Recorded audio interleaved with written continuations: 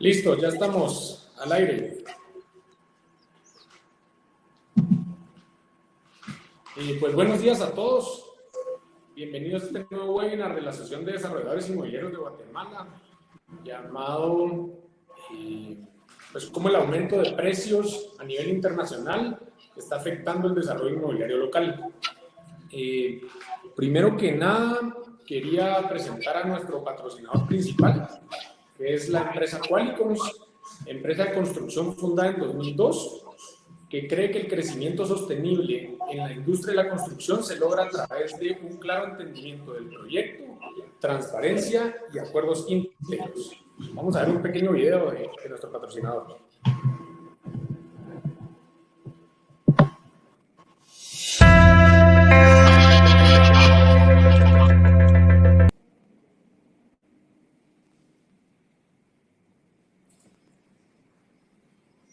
Claro entendimiento.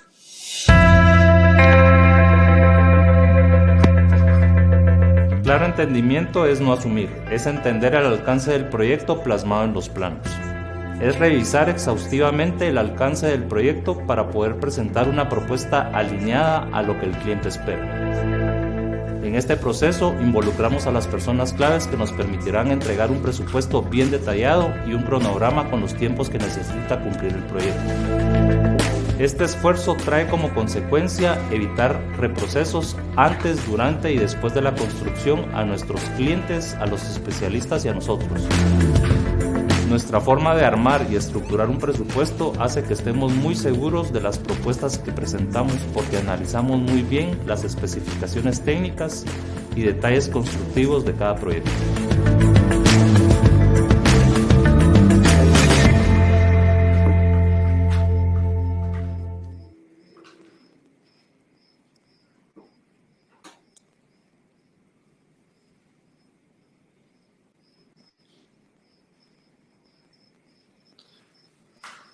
Bueno, como les indicaba, el nombre del webinar es el aumento del actual de los precios internacionales y su impacto en el desarrollo inmobiliario. Iniciaré presentando brevemente a los invitados del día de hoy. Tenemos con nosotros a Paulo de León, socio fundador y director de inteligencia del Grupo CAVI, empresa de análisis económico, financiero y data analytics que cubre 11 países de la región latinoamericana, con experiencia en bancos internacionales y fondos de inversión, con una preparación académica de magíster en macroeconomía aplicada y economía financiera en la Pontificia Universidad Católica de Chile. También tenemos con nosotros a Teddy Lemke, recientemente gerente para el Triángulo Norte de Durban by Aliaxis, empresa fundada en 1959 en Costa Rica. Inicia con las primeras importaciones de materiales para la construcción, también dedicada a la industria de tuberías y accesorios para la conducción de fluidos, sistemas de ingeniería para bombeo, plantas de tratamiento de aguas residuales, riego agrícola de jardines y geosintéticos. Dos empresas líderes, que es Durban y Aliaxis, en el mercado, quienes deciden unificar fuerzas y aprovechar la fortaleza financiera y tecnológica de una y el liderazgo y la presencia en la región de la otra. Y por último, tenemos también con nosotros a Jacobo Alvarado, actualmente director ejecutivo de cadena de suministros de Corporación Aceros de Guatemala, empresa fundada en 1953, la cual es el mayor fabricante de productos de acero en Centroamérica, con operaciones comerciales desde Belice hasta Costa Rica, con 12 puntos de venta y centros de distribución regionales, de los cuales 10 están en Guatemala bajo el nombre de Diston. Aceros de Guatemala fabrica y comercializa desde clavos, alambres, tuberías hasta varillas corrugadas en grados 40, 60 y recientemente grado 80. Es una empresa orgullosamente 100% guatemalteca y sus operaciones industriales se encuentran en la ciudad de Guatemala y en Mazahua, Escuintla. La dinámica del día de hoy consiste en una exposición de 30 minutos por parte de CAVI, por Paulo de León, y después nos quedamos charlando en una mesa redonda nosotros con Teddy y Jacobo. Entonces, te dejo la palabra, Paulo. Buenísimo. Solo voy a... me imagino que para subir la presentación, vamos a ver, aquí está el mecanismo. Ahorita solo me da un segundo que hay que subirla, parece, ¿verdad? Sí. No, un segundito, es que no, yo no, ¿cómo se llama? No había usado esta plataforma de presentación. Ahorita se está cargando, un segundito. Ok, no hay problema, te esperamos. Ahí está subiendo. Sí, ahorita en lo que suba, en lo que carga la presentación, pues sí, contarles de que estamos viviendo algo inusual en los últimos, bueno, de que existe Javi, que hace 12, 13 años no habíamos vivido un proceso económico como el que estamos viviendo en el mundo, que es un aumento de precios.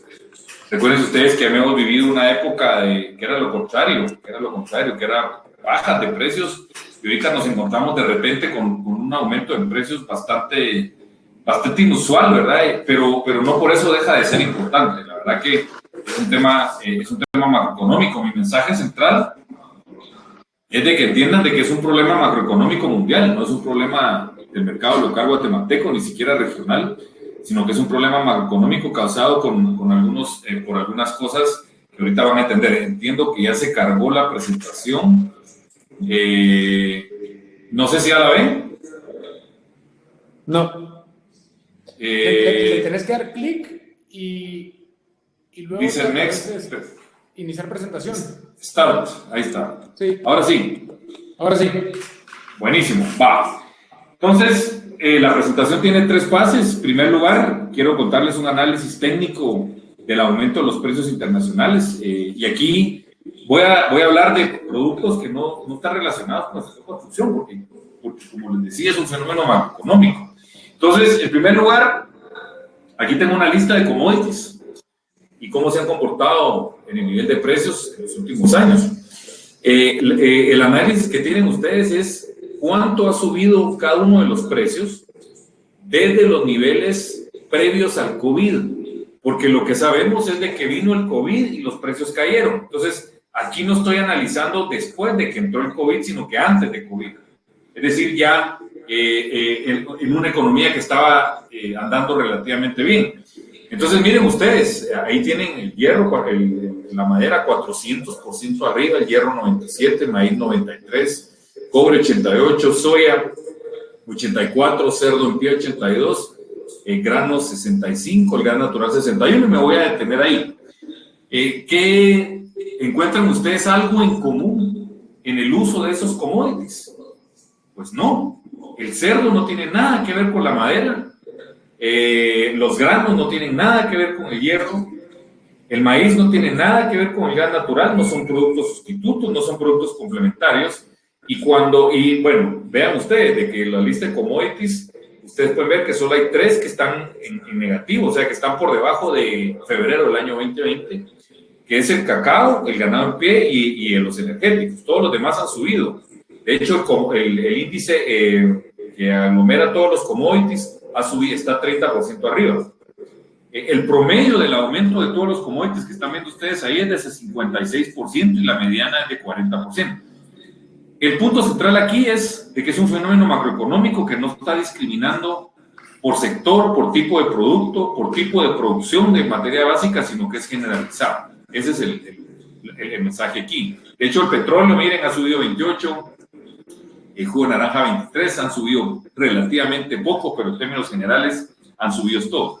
Ahora, si hago el mismo análisis, pero ahora lo hago desde el punto más bajo de la pandemia, obviamente que esto es más dramático. Ustedes pueden ver madera 400, petróleo 282, el hierro 250, heating oil 210, etcétera, etcétera. Ustedes pueden ver que el índice total de commodities ha subido 69% desde el punto más bajo del año pasado. El promedio de aumento de commodities ha sido de 105% y la mediana de 78%. O sea, este análisis es desde el punto más bajo después de que surgió la pandemia.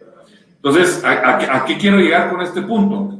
Voy a regresar a la anterior, es lo más importante, porque esta es la que nos da la señalización de que no es un fenómeno de pandemia el que estamos viviendo, porque estoy anulando el efecto de la pandemia en el nivel de precios, ¿verdad? Entonces, quedémonos con el slide número 1, porque quiero yo descartarle para algunos comentaristas de que los precios están subiendo porque bajaron mucho en la pandemia. No, ya están arriba del nivel prepandemia.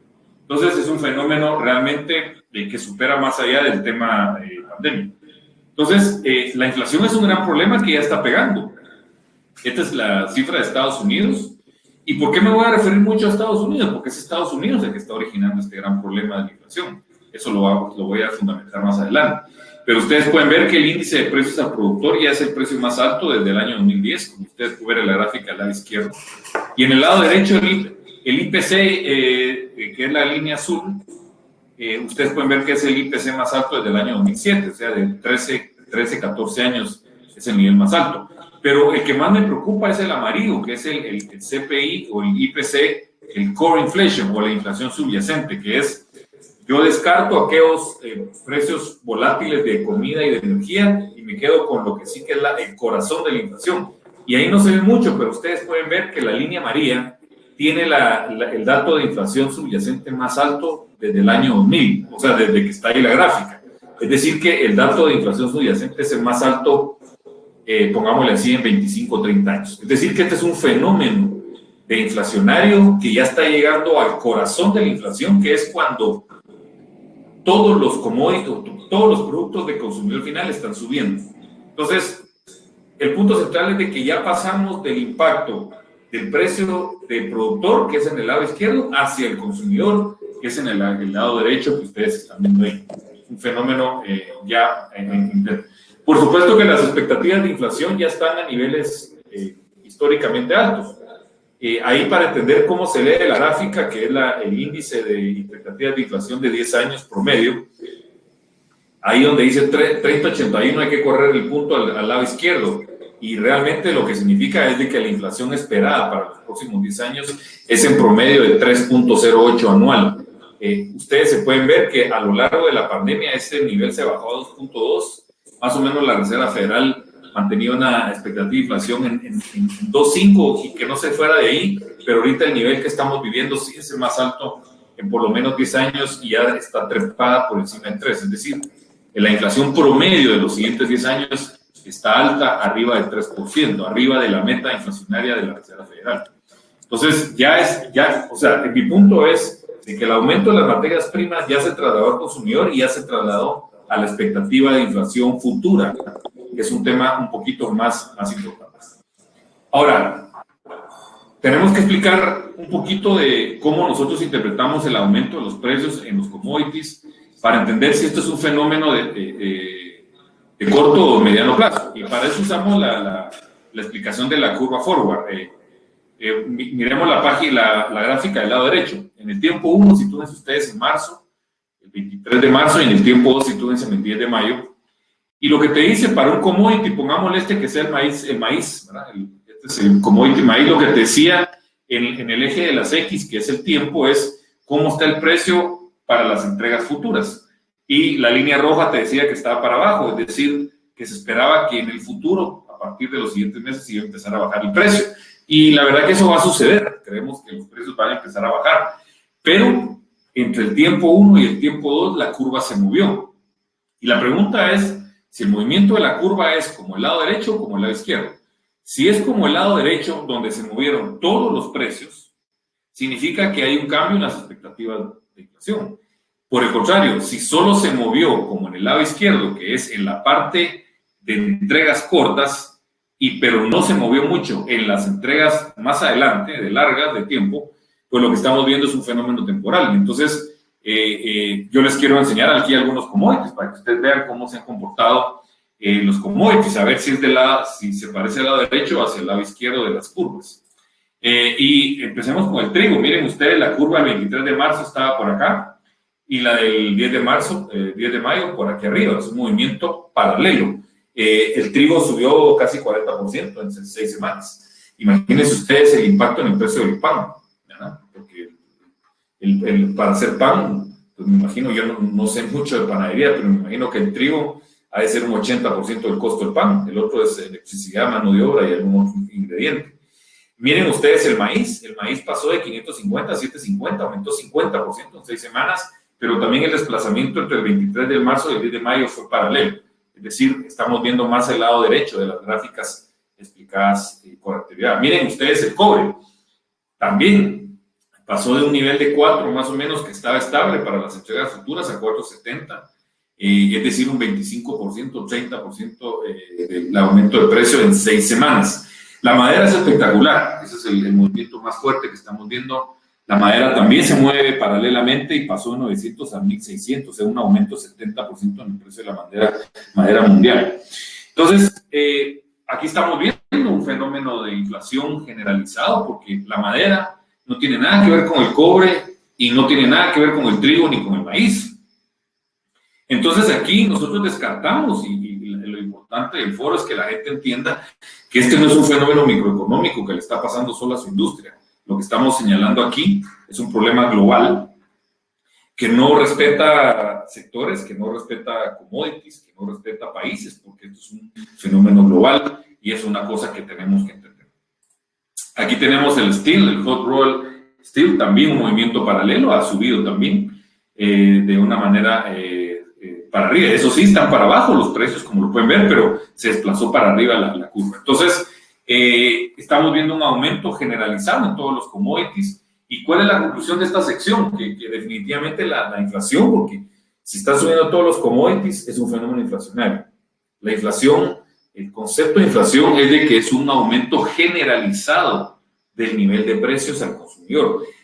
Si hay un aumento de precios solo en la comida, no le podemos llamar una inflación. Lo que hay es un aumento de precios de comida, pero la ropa estable, papelería estable, energía estable, eso no es una inflación. Inflación es cuando está subiendo todo, y lo que estamos presenciando en este momento es un aumento de inflación, porque ya vimos que es a lo largo de todos los commodities a nivel mundial.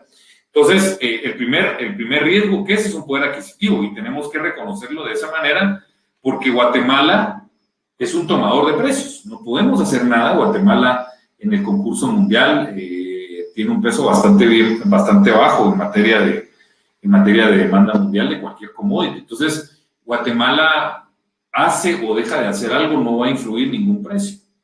Entonces, eso tenemos que entenderlo, que es un fenómeno que viene importado, no es un problema del mercado interno, del productor nacional, del comercializador nacional, tampoco de la demanda nacional, es un problema importado. Y consideren ustedes el pan. El pan va a aumentar de precio para toda la gente. Y no tiene nada que ver, porque aquí es donde empieza el populismo, porque van a decir que el problema es del panadero. El panadero es el que está usando a la gente. Y no es eso. El panadero se le aumentó el precio del trigo que viene de Estados Unidos o de donde venga, pero el precio se fija en Chicago y él lo compra más caro y tiene que subir el precio del pan. Entonces, es un fenómeno macroeconómico, porque ya vimos que es generalizado, es un problema que no discrimina frontera. Ese aumento de la madera es en Guatemala, es para el que compra madera en mercados internacionales, en Guatemala, en Brasil, en China, donde sea. Y es un fenómeno que no podemos hacer mucho al respecto en ese sentido. Ahora, este fenómeno de inflación, ¿por qué se produce? Y esta es esta sección. En primer lugar, yo tengo que empezar a buscar qué cosas hay que hayan movido la aguja a nivel macroeconómico y a nivel global de los últimos 5 o 6 meses, ¿verdad? Esto no puede ser de nuevo un fenómeno de, miren, que hay un problema en un puerto en China y por eso está disparando el precio de algún commodity. Porque, bueno, es probable que haya un problema en un puerto en China por COVID o lo que quieran, y interrumpió la cadena de comercialización del cobre, por ejemplo. Pero ¿eso qué tiene que ver con el precio de la madera? La madera se produce en Canadá, se produce en Chile, en Estados Unidos y en Brasil. Eso no tiene nada que ver. Entonces, no estoy diciendo que no haya problemas microeconómicos que pueden afectar el precio del transporte, que ese es otro tema que no lo metimos acá, pero el transporte también está disparado totalmente. Y ese sí tiene que ver con problemas de logística y de que los puertos no están operando bien. Es un fenómeno micro, pero eso no tiene nada que ver con los precios mundiales. Los precios mundiales tengo que buscar una explicación macroeconómica. Y para explicar un fenómeno macroeconómico me tengo que ir a los sospechosos de siempre. Tienen que ser los países grandes. Esto no es causado por una política ni siquiera de Alemania, les voy a decir así, imagínense ustedes, ni siquiera es por un problema de Alemania o de Francia. Tiene que ser algo bastante más grande, y para ello, obviamente, ¿cuál es el evento macroeconómico de los últimos 4 a 6 meses que cambió el panorama económico de todo el mundo? Porque se han anunciado políticas. Es el cambio de presidente en Estados Unidos, de Trump a Biden, pero no solo es el cambio, sino que las políticas económicas del presidente Biden. Ustedes pueden ver en la gráfica, este es el índice de Bloomberg Commodity, donde están todos los commodities. No sé si se ve ahí el puntero, Diego. ¿No se ve un puntero ahí? No, ¿verdad? Bueno, entonces, pero Perdón, en el... tenía apagado el micrófono. ¿Sí se ve? ¿Un puntero no? Sí, va. No, el puntero bueno, no. El puntero no. No. Va. Bueno, el punto está de que ahí en el lado izquierdo ustedes pueden ver donde está la línea donde dice 100%, al lado izquierdo, eso es el nivel de precios de commodities antes del nivel de COVID. Ese es el que yo estoy viendo. Después vino una caída, porque se cayó la demanda mundial muy brusca hasta marzo. Miren ustedes cómo en marzo toca fondo, sube y rebota para abajo y después se vuelve a caer para mayo y después empieza un proceso de consolidación bastante lento, no sé si ustedes lo ven ahí, y que llega hacia enero de este año y se estabiliza y de repente rompe el nivel. Yo pensé que no lo iba a romper, rompe el nivel. ¿Y qué fue lo que pasó ahí? Pues el primer paquetazo de Biden con el plan de estímulo que viene acompañado de inyección monetaria y bueno, rompe el nivel, después se estabiliza unas semanas y antecito del gran movimiento que están viendo ustedes ahorita de marzo, pues Biden anuncia el plan de infraestructura y el plan de la familia y se conoce que el Banco Central de Estados Unidos, la Reserva Federal, está inyectando plata. Entonces, ¿de qué magnitudes estamos hablando para que haya movido las expectativas y precios mundiales una política expansiva de parte del gobierno de Biden? Tiene que ser algo muy potente para ver. Y veámoslo aquí en perspectiva. Sí, los 3 paquetes de Biden equivalen a $6 trillones. Eso es un exceso de gasto adicional al déficit estructural que ya tiene Estados Unidos, que es de aproximadamente de 1 o 1,5 al año de trillones. Es decir, que en 4 años el Estado de Estados Unidos se va a endeudar 50% del PIB adicional para estimular un plan expansionista de Biden, que es un Estado grande, benefactor y que lo que quieren es pues instituir ciertas políticas como el plan de la familia, que es regalarle dinero a la gente, que es lo que se llama renta básica universal. El plan de infraestructura de 2.3 suena bonito porque va a ser carreteras y puertos y puentes, pero la verdad que cuando uno expulga de los 2.3 trillones de dólares, para infraestructura solo son 800 billones, o sea, es un tercio. Entonces, cuando ustedes suman 6 trillones de gasto adicional al exceso de gasto que ya tiene el gobierno de Estados Unidos, estamos hablando, solo para que ustedes lo pongan, estos 3 planes juntos aproximadamente son 6 a 7 veces México. Ese es los paquetazos, más el déficit de cada año, que es un México adicional. Entonces estamos viendo un gobierno totalmente expansionista, con Estado grande, con presencia en todos lados, regalando dinero por todos lados y generando problemas adicionales, como es el desincentivo a trabajar. Como ustedes ya lo saben, que cuando alguien le está regalando dinero ya no quiere trabajar, pues, y eso es lo que ya está pasando en Estados Unidos. El problema es de que si ese dinero fuera, ¿cómo se va a pagar esos 6 trillones? Biden ya anunció aumento de impuestos, de ahí es donde viene un poco la desaceleración, y por eso esperamos de que los precios de los commodities empiecen a disminuir. Pero sabemos de que aunque aumente los impuestos, los que él dijo no le va a alcanzar, y aquí es donde los mercados están apostando que la Reserva Federal siga inyectando dinero a un ritmo como lo está haciendo. Y aquí está el problema, y ahí por eso le pongo yo el elefante en el cuarto, es esto. Esta gráfica es espeluznante desde el punto de vista técnico. Este es el M1, la cantidad de plata. El M1 es el agregado monetario, dinero circulante, dólares, y ahí está el cambio anual, como ustedes lo pueden ver, cuánto se mueve en un cambio anual. Y ustedes pueden ver desde el año 70 para ahora, siempre había bailado entre 0 y 20%, y lo que hacía la Reserva Federal es de que cuando había una recesión inyectaba plata y después la retiraba. No sé si ven la última zona gris, es del año 2008. Ese es cuando vino la crisis subprime, inyectó plata a 20 y después la retira rápidamente. Después vino la crisis griega de 2012, llega a 20 de impresión de plata y la baja. Pero miren ustedes el área como amarilla verde que está en el lado derecho, es la velocidad con la que están imprimiendo billete, está a un ritmo de 75%. Esto nunca había pasado, es una irresponsabilidad por parte de la Reserva Federal imprimir una cantidad de plata, y son más o menos 4 trillones de dólares que han impreso y los han tirado a la calle. ¿Y cómo lo han hecho? ¿Cómo han integrado ese dinero a la calle? Comprando la deuda de Biden.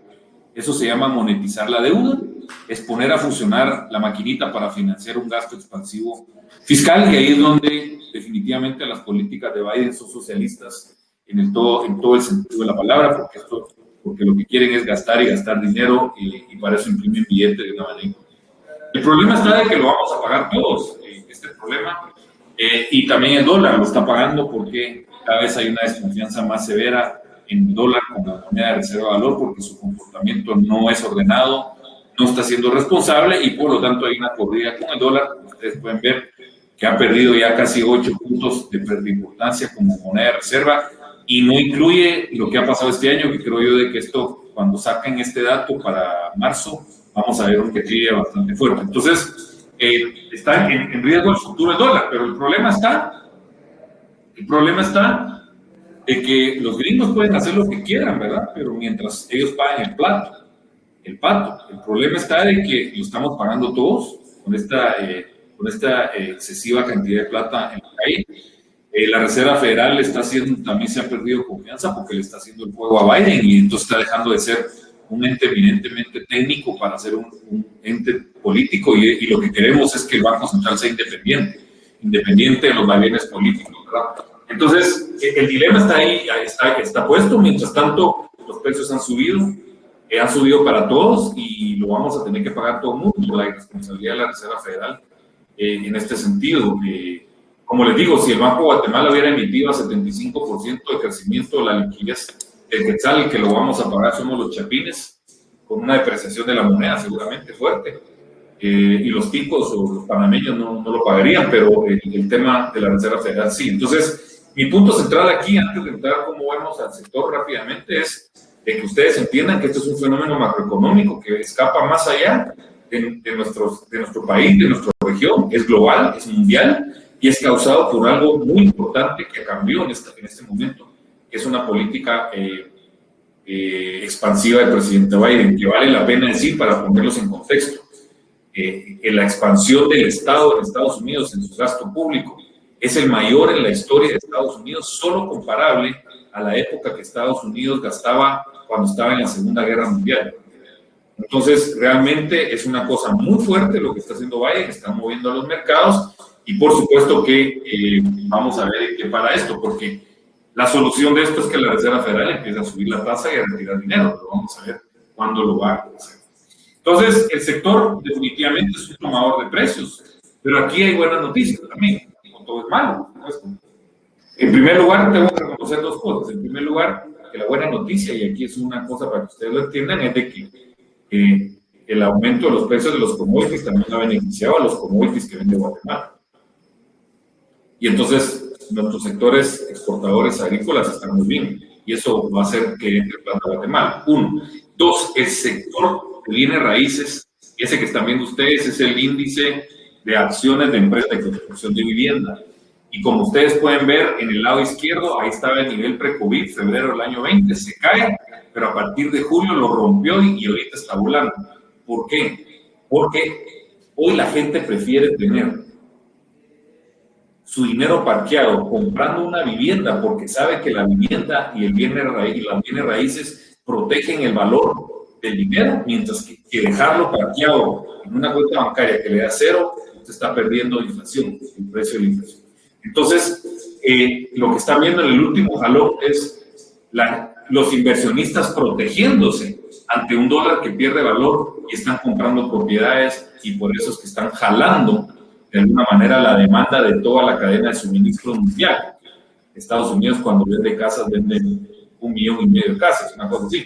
Entonces jala también un poco los precios, y por eso los precios mundiales están reflejando esta compra, pongámosle así, de inversión por parte del ahorrante que quiere proteger su dinero, porque sabe que en el banco con una tasa cero y con inflación de 5 pierde valor, mientras que comprar una vivienda sabe que en el largo plazo la vivienda le va a resguardar el valor de su propiedad. Entonces la gente está privilegiando la compra de adquisición de bienes reales como es una propiedad inmueble. El sector construcción en Estados Unidos está muy bien, y aquí en Guatemala también. Nosotros estamos contentos con el desarrollo. Miren ustedes cómo el sector de construcción de Estados Unidos se rebotó fuerte. Y por supuesto que está explicado por la vivienda, como ustedes pueden ver en el lado izquierdo, no tanto por el sector comercial, porque el sector comercial está viviendo el impacto de COVID. No se están construyendo muchos centros comerciales porque hoy el shopping se está haciendo online, ¿no? Pero en términos generales es la vivienda que está generando todo este beneficio en Estados Unidos. Y por lo tanto, la pregunta del millón es cuándo la Reserva Federal va a empezar a responder técnicamente, y nosotros creemos que no va a ser este año. Creemos que va a, y por eso es que el mercado se movió para arriba en la curva, porque el mercado está apostando que la Reserva Federal va a dejar correr la inflación. No le va a importar la inflación de este año, porque como ustedes pueden ver, según el mercado, para diciembre, para la sesión del 15 de diciembre del año 2021, o sea, la última sesión de la Reserva Federal, tiene un 91% de probabilidad de que no suba las tasas de interés. Es decir, no van a mover las tasas este año, van a dejar correr la inflación y por eso los precios subieron. Y va a ser para el año 2022 que la Reserva Federal empiece a apretar un poco la economía, subiendo las tasas. Entonces, como ustedes pueden ver, casi no me refería a Guatemala, porque este fenómeno no es guatemalteco, es un fenómeno global, es un fenómeno que incluso por encima de lo regional. Probablemente hay cosas internas, microeconómicas, de gustos, preferencias del consumidor, formas de gastarse o formas de tomar las decisiones, pero en términos generales, nuestro punto central es de que es un fenómeno importado, es un fenómeno global, hay poco que hacer, y lo importante es que ustedes estén informados, ¿verdad? Para saber bien qué implica y qué trae este fenómeno inflacionario que estamos viendo. Y que, como ustedes pueden ver, las curvas están todas para abajo, sabemos que va a empezar a bajar un poquito los precios, pero en términos generales es que ustedes se lleven que esto es un fenómeno macroeconómico mundial, ¿verdad? Y cuál fue el origen de la cosa. Así que, por mi parte, Diego, muchas gracias, y me quedo aquí al aire oyendo la interesante debate o mesa redonda. Muchas gracias. Muchas gracias, Pablo. Bueno, ahora nos quedamos con Teddy y con Jacobo. Primero que nada, para poner en contexto a la audiencia, quiero preguntarles cuánto han aumentado los precios de los productos que ustedes comercializan este año. Ahí le dejo el chance a Teddy ahí y después voy yo. Nos vamos turnando ahí, Teddy. Con gusto. No, pues primero gracias por la invitación. Realmente es un tema bastante relevante para la industria y para el mercado en Guatemala. Hemos observado incrementos de precios que van desde un 30 hasta un 50% de un año para acá. Como platicaba Pablo, la verdad es que todo el tema de materias primas ha sido impactado pues económicamente, pero también en procesos productivos que se han visto afectados por variables como el clima, como la pandemia, como el tema logístico, etcétera. Entonces, hay que irle sumando varios aspectos que han afectado en el tema de costos y, por lo tanto, precios. Sí. Jacobo, no sé si nos puedes contar cuánto ha subido el acero. Sí, en nuestro caso, bueno, igual, en primer lugar, gracias por el espacio. Espero ahí que las respuestas y todas las conversaciones sean de agrado para todos los que están acompañándonos. Mira, en la parte del acero, ya lo mencionaba Pablo ahí, ¿verdad? Quizás ha sido uno de los commodities que más ha rebotado a nivel internacional. La verdad es que la escalada de precios, como vimos, digamos, al inicio de la pandemia hubo una baja y comenzó una escalada de precios a partir de octubre del año pasado, en donde prácticamente hemos experimentado alzas del 95%, ¿verdad? Pero realmente en Guatemala y a nivel Centroamérica todavía esas alzas no se han trasladado al 100% al mercado. Nosotros más o menos empezamos a subir precios de una manera marcada, y no nosotros, sino el mercado, a partir de diciembre, y hemos subido más o menos como un 57%. Eso, si lo miramos en precios por tonelada, son como $400 por tonelada, y en quintal, que es lo que ustedes manejan, más o menos 140 quetzales por quintal, sin IVA, ¿verdad? Pero lo interesante es que, digamos, aún hay materias primas que no han terminado de venir, y entonces nosotros no hemos terminado de alcanzar las alzas internacionales, entonces todavía pudieran haber algunos movimientos en el mercado local. Y ustedes, lo estábamos platicando ayer, tal vez nos pueden contar a qué commodities están correlacionados los productos que venden. Definitivamente la varilla de acero, pues al lingote de acero, a la barra de acero, pero tal vez yo lo que quiero que expliquemos acá es dónde pueden, o cómo podemos prever los constructores y desarrolladores el alza del acero o el PVC. ¿Con qué commodities? ¿Quieren ver de dónde sacan el chivo para ver cómo se va a mover el mercado? Sí. Todos queremos esa bola de cristal. Sí, cabrón, yo creo que ahí. Si querés, ahorita voy ahí, Teddy. Mira, en la parte del acero, realmente, como no hay commodities relacionado directamente, porque en sí el acero es un commodity. En algún momento el petróleo fue un commodity muy relacionado al acero, porque un insumo muy importante de la producción de acero es la electricidad. Pero hoy realmente la electricidad a nivel mundial ya no se produce mucho con búnker ni con petróleo, entonces el petróleo ha dejado de ser un commodity correlacionado y pudiera ser más que todo en términos logísticos, o por ahí el diésel y el búnker todavía se utilizan un poquito en producción, pero ya no muy directo.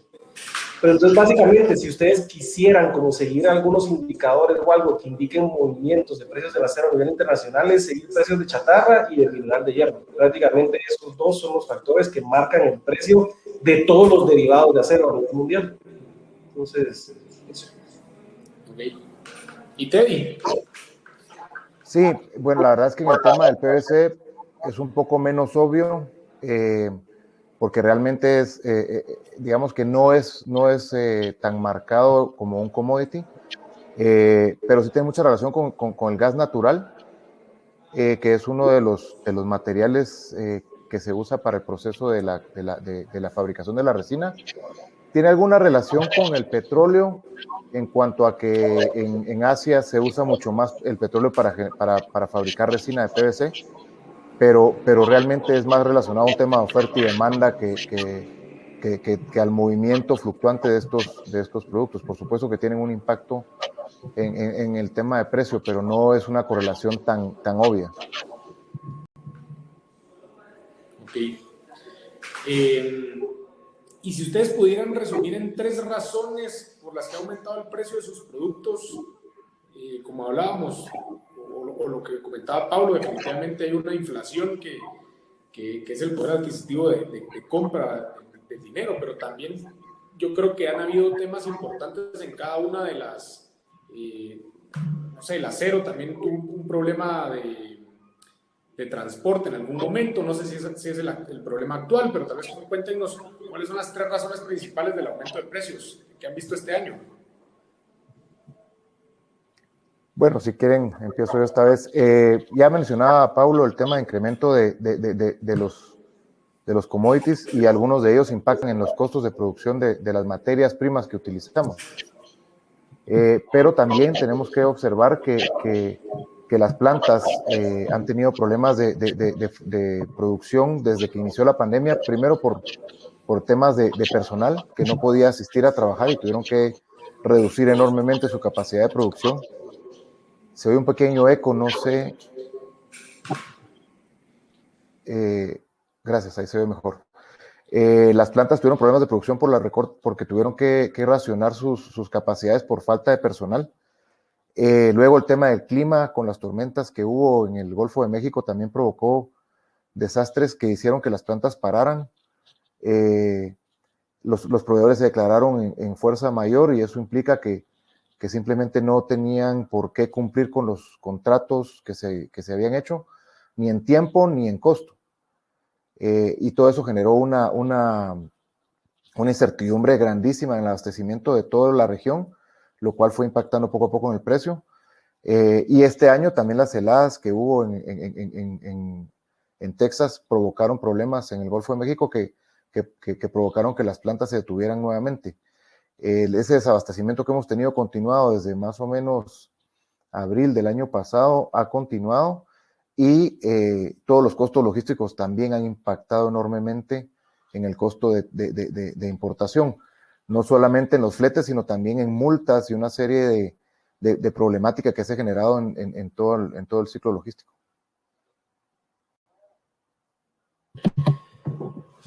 De nuestra parte voy a intentar presentar alguna información aquí, Diego, voy a ver y todo. La verdad es que junto con Pablo, nosotros con Cavi trabajamos algunas cosas y hemos hecho algunos análisis, pero que me gustaría como presentarles como para juntar un poquito el punto. A ver si aquí me comentan si se ve.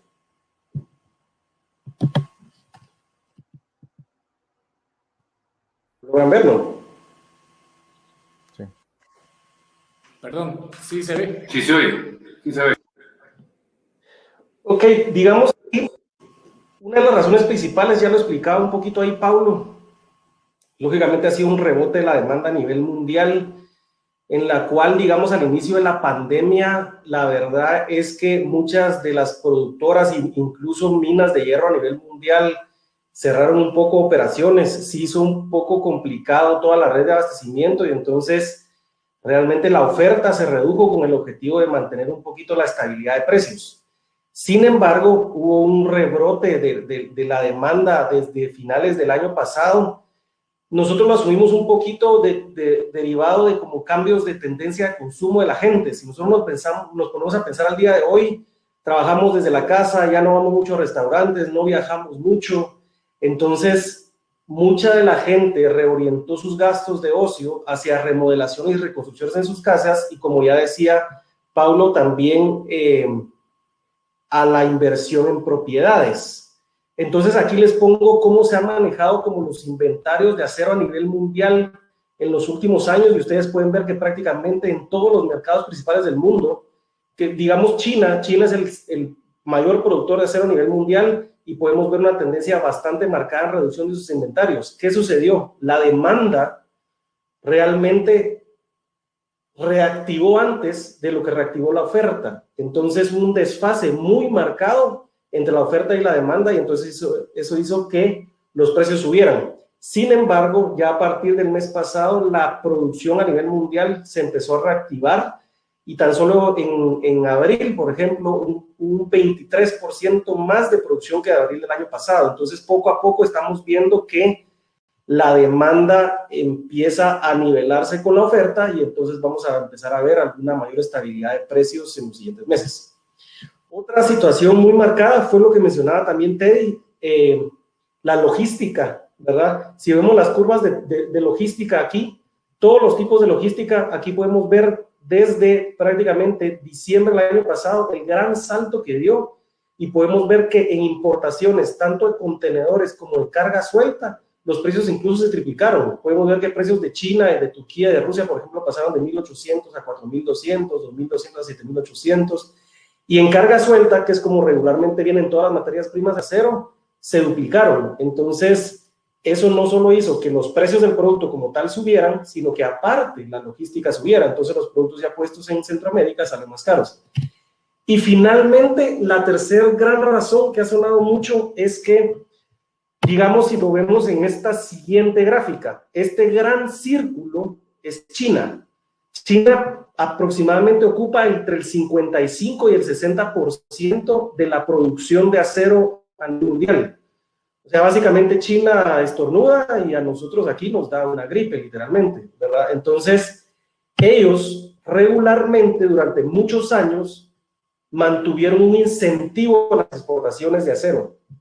Y a finales de marzo anunciaron que a partir del 1 de mayo quitaban esos incentivos a las exportaciones, o sea, reducen su oferta en el mercado, pero paralelamente también redujeron los aranceles a la importación de materias primas. Entonces, ¿qué hicieron ellos? Limitaron la oferta así de productos hacia el mercado y aumentaron su demanda. Entonces, prácticamente eso hizo un boom. Todos le quieren vender a China ahora. Sí, no solo nos mandó COVID, sino que aparte nos deja con toda esta situación, pero sí, prácticamente China fue un game breaker, ¿verdad? De toda esta situación mundial. Entonces, esperamos que en los siguientes meses no cambie su política de comercio exterior, que eso pudiera volver a cambiar toda la situación mundial. Básicamente es una pregunta, pero creo que me la respondiste en este momento, que era de qué países importan ustedes las materias primas para sus productos. Entiendo que China, por lo que entiendo, es clave. pero yo había escuchado que también, por ejemplo, el acero, mucho acero viene de Turquía. Sí, fíjate que China es un lugar importante. Sin embargo, por ejemplo, a raíz de esto que está sucediendo, lógicamente ellos reducen su oferta en el mercado y entonces salen Turquía, Rusia, pero también tenemos compras de Japón, de Estados Unidos, de Brasil, de México, incluso a nivel local, porque nosotros también utilizamos mucho chatarra. Y si algo nos dejó la pandemia, Diego, es que hoy las cadenas de suministro tienen que apoyarse en varios lugares de abastecimiento, tener varios proveedores y tener lugares lejanos de abastecimiento y lugares cercanos para garantizar abastecimiento y también como que en un momento nivelar precios y ser un poco competitivos. Okay. ¿Y crees que el aumento de los precios obedece solamente a oferta y demanda o también hay un poco de especulación?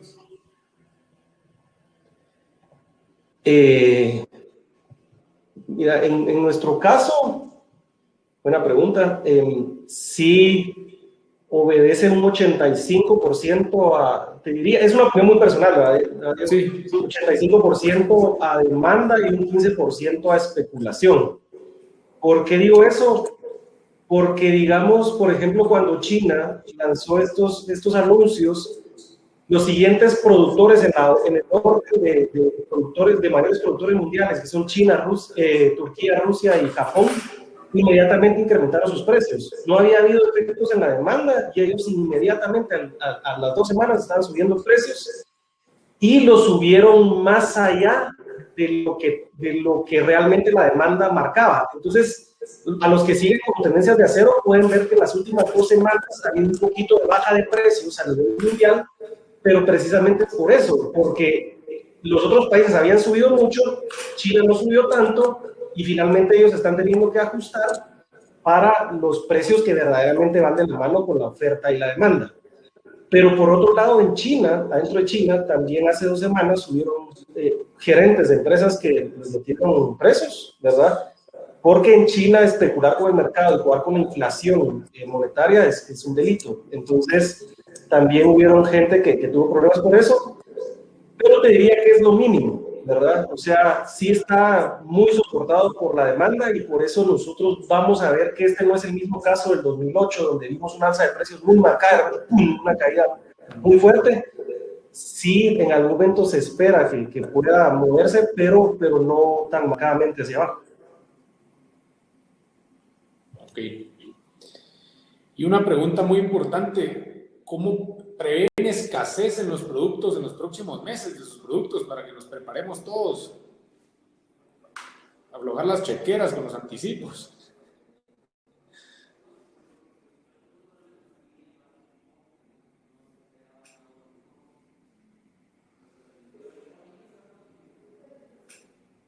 Estás con mute, Eddie.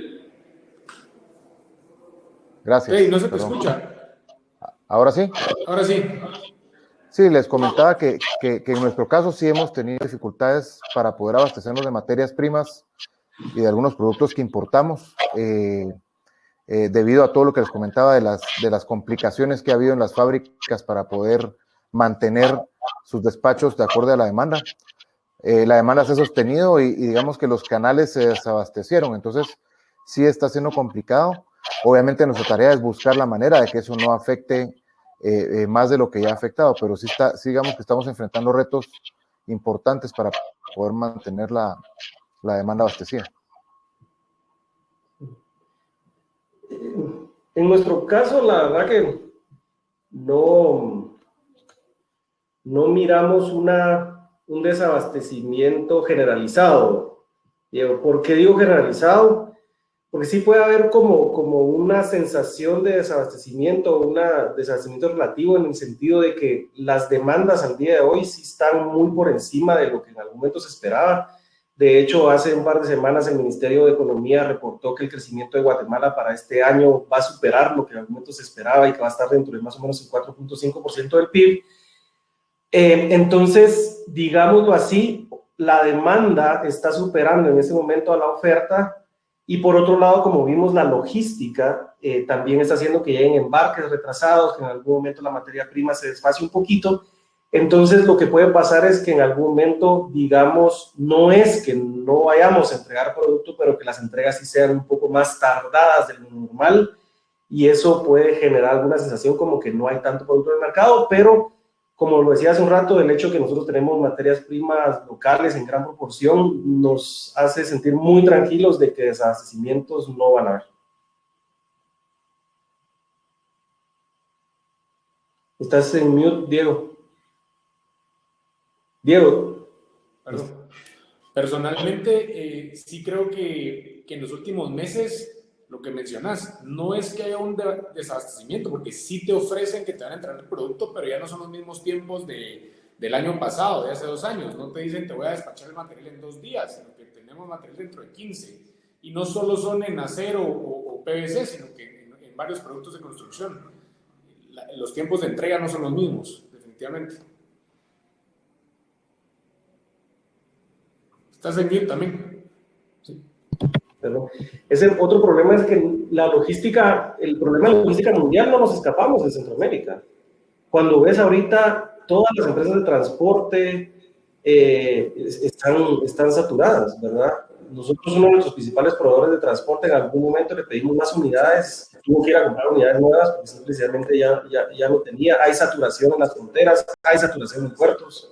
Sí. Entonces, digamos así, la cadena de abastecimiento tiene un delay ahorita que crea esa sensación de desabastecimiento, pero realmente es un desfase de la entrega. Ok. Y por último, ¿cómo prevén el comportamiento del resto del año? Esa es la más importante. Ahí está la bola de cristal que habla. Sí. Sí, mira, nosotros vemos que poco a poco sí se va a ir recuperando el ritmo del abastecimiento.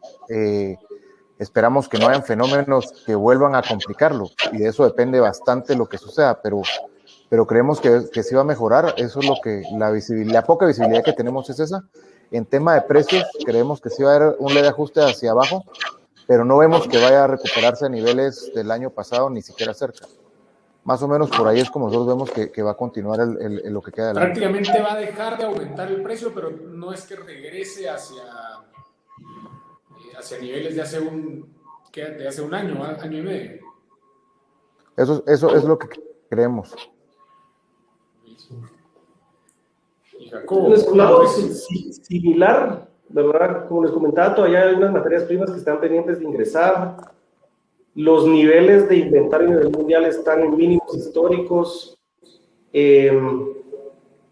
Digamos, vemos una demanda sólida, al menos en Guatemala. Hay temas que están pendientes de aprobación, como la ley de infraestructura vial, la ley de interés preferencial, que en algún momento, y por otro lado, el gobierno sí ha mencionado apostarle a la parte de construcción como plan de reactivación económica.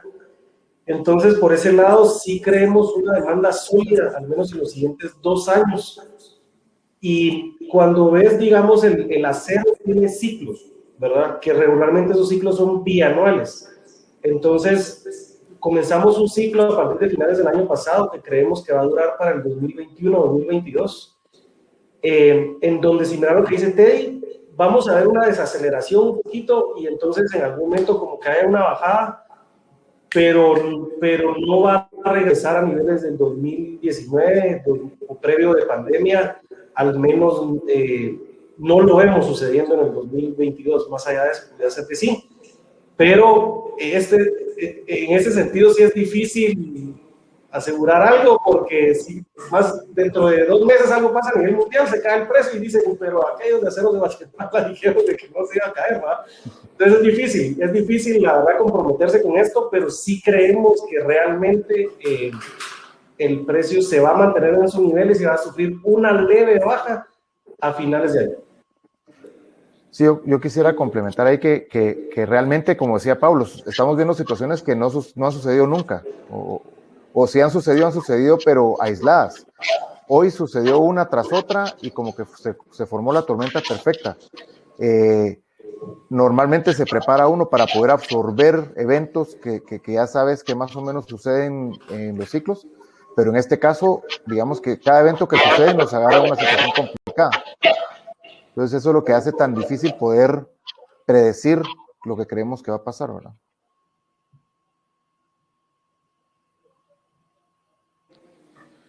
Pues no sé si quisieran dar alguna conclusión final de esto, pero sí quisiera, no sé, por ejemplo, en el tema de Jacobo, en los próximos, por ejemplo, al inicio de año yo platicaba con empresas que venden acero y nos decían en unos meses, y ahorita están hablando de que ya este año no baja. Eso es lo que hemos estado platicando para ciertos proyectos y prácticamente nos vamos este año así. ¿Qué podría hacer que el acero llegara a los índices de antes? Es muy complicado. Mira, prácticamente para que llegue a los niveles de antes tiene que haber un gran jugador, ¿verdad?, que le metiera mucha oferta al mercado, y entonces casi que estamos hablando de que lo que pudiera ser un cambio de tendencia es la política de comercio exterior entre China y Estados Unidos, ¿verdad? En Estados Unidos, el gobierno de Trump puso aranceles a la importación de acero, ¿verdad? Con la reactivación económica que estaba comentando Pablo, y esa inversión que está habiendo en construcción del lado de Estados Unidos, hay presión ahorita a liberar esos aranceles porque no se está dando abasto la producción de Estados Unidos para atender esa demanda, y entonces por ahí puede empezar a aflojar en ese sentido, y eso también motivar a China entonces a cambiar su política de comercio exterior. Entonces, porque muchas de las exportaciones de China eran hacia Estados Unidos.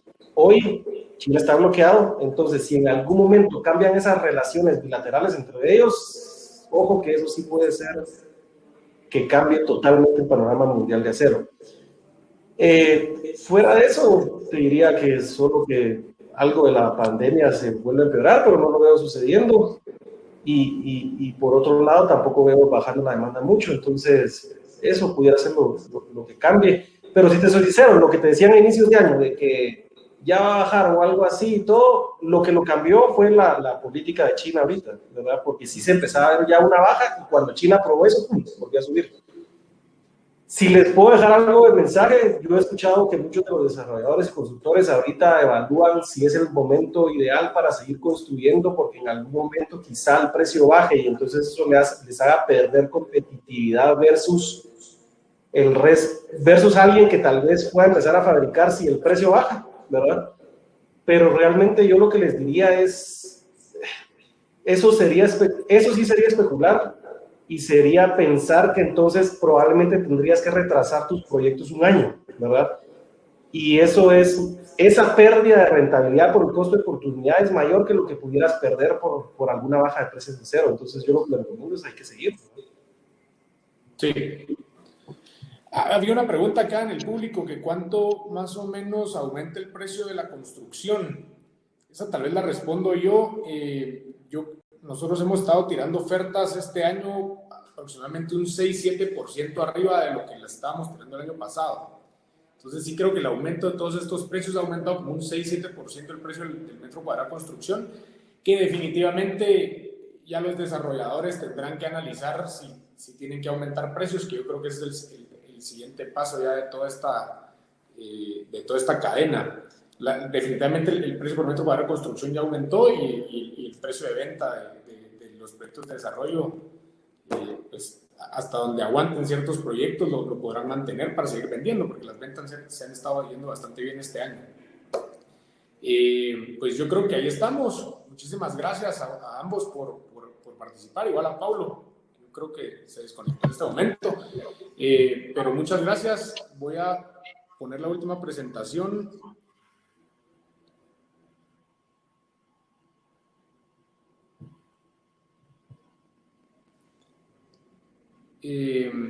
Realmente a las empresas que nos apoyaron para este evento, que fue Aceros de Guatemala, Durman by Alexis y Acabi, y siempre a nuestros patrocinadores, Qualicons, que es nuestro patrocinador principal del evento, y también gracias al patrocinio de Mixto Listo y Cementos Progreso. Ahí estamos, muchísimas gracias, y los invitamos al próximo webinar y para que nos sigan en redes sociales donde estarán anunciando los próximos webinars. Y nos vemos. Muchas gracias. Muchas gracias por la invitación. Espero que les haya servido. Buenas noches. Gracias, feliz noche.